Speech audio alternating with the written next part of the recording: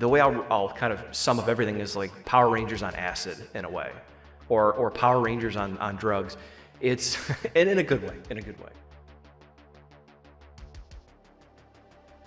What's up, everybody? It's B-Show Brian, expanding my horizons a little bit for Halloween 365 and doing my first straightforward review of a movie as opposed to the history behind the scenes. And I was watching Mighty Morphin Power Rangers with my 3-year-old a few days ago on Netflix, and I was wondering, man, I wonder what an adult version of that type of show would look like. Because let's be honest, with Power Rangers, the fighting scenes are okay, the creatures looked really good, the story outside of just the tween drama soap opera thing was not that bad.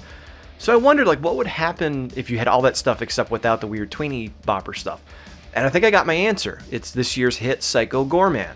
So if you don't know, Psycho Goreman is about an ancient evil warlord who is imprisoned on Earth and accidentally unlocked and set free by a 8 or 10-year-old girl.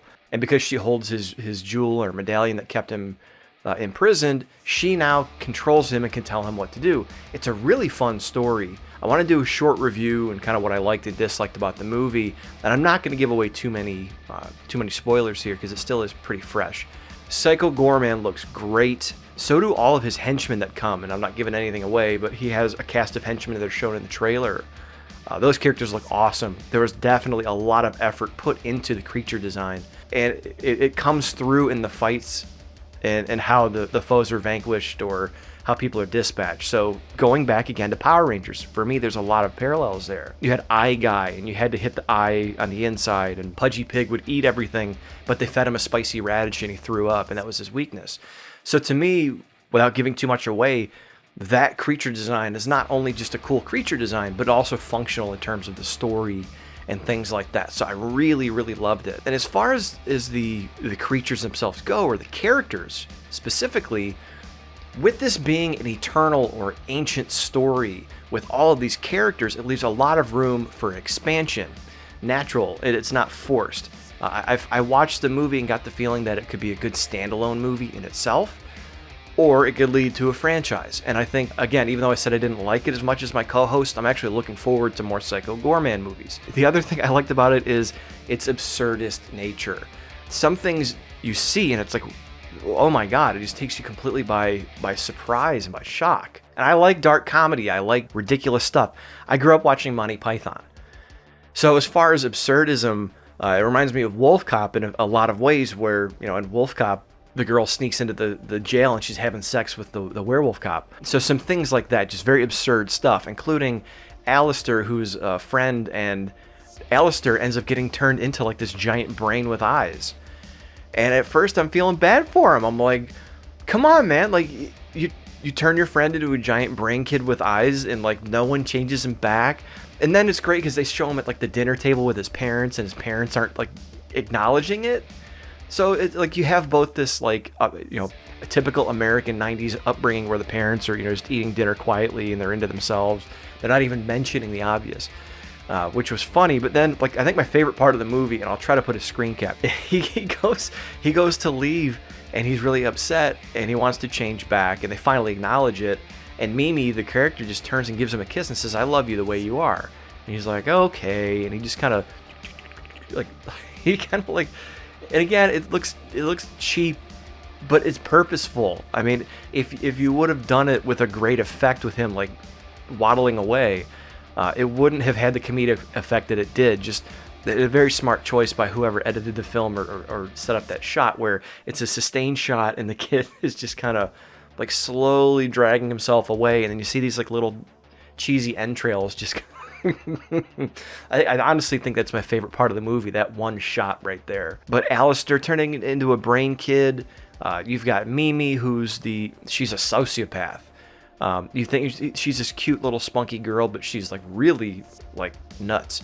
Her brother's a nerd and is kind of bullied by her, and they play on that a little bit in the movie. That's purposeful, without giving anything away. But like, that's what I mean. You have this crime fighting team, almost like the Toxic Avengers, where you've got Mimi, the sociopath who is attached to Psycho Goreman, and then you have her brother who's like this smart nerdy kid, and then you have Alistair, the brain kid with eyes. And then there's the dad. I know a lot of people didn't like the dad, thought he was too strange or offbeat, but I actually liked that for a few reasons. I see this in a lot of a lot of shows my kids watch, I should say, especially like Disney and Nickelodeon shows. I think that cliche of here's super mom and dad's a moron and mom has to save the day, I think it's worn out. They set it up to be almost like that. Mom's like domestic goddess and dad's some schmuck. And then they kind of flip it around. So like the dad is more aligned with the kids in a way, and the mom is a little at odds with them. And it was a breath of fresh air. And I think the reason I was skeptical going into it was not just that it was a horror comedy, but that I was afraid that since they were patterning things off of like early 90s shows and characters, that it would rehash cliches like a lot of other movies do. The movie Hatchet and that series, it's really beloved. Hatchet is pretty much just unauthorized Friday the 13th movies. Fuck, Kane Hodder's in it.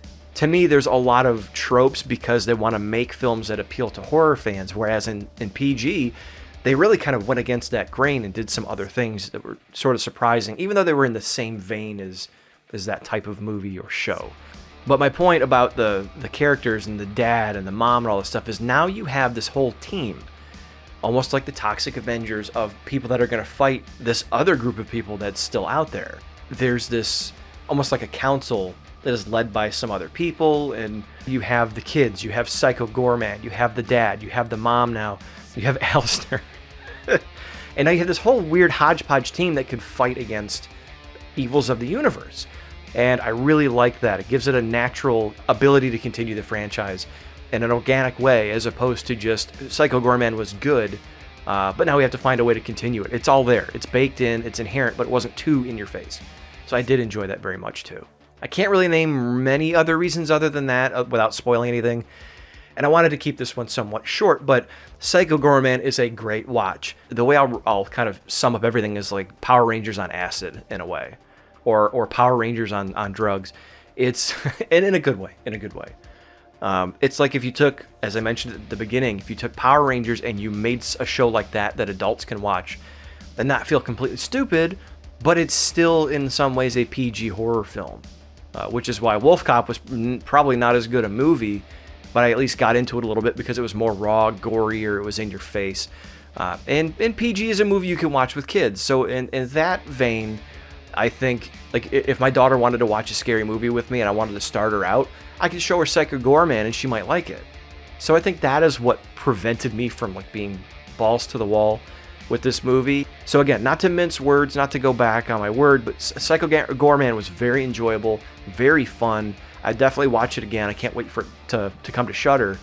But at the same time, I would have liked it more personally if it was more adult driven, but that kind of goes against what the movie was about. I don't know, what do you guys think? Psycho Goreman, it's out there, people are talking about it. Again, I enjoyed it as well. A little bit heavy on like the PG aspect for me, but hey, that was the name of the game, PG Psycho Goreman. So, I'm B. Show Brian. What do you guys think? Leave your comments in the description. Give me a review. What was your favorite character in Psycho Goreman, and where do you want to see it go from here? But I'm out. I got to go tend to a kid who won't take his nap. B. Show Brian, Halloween 365. Subscribe if you like, and watch out for more.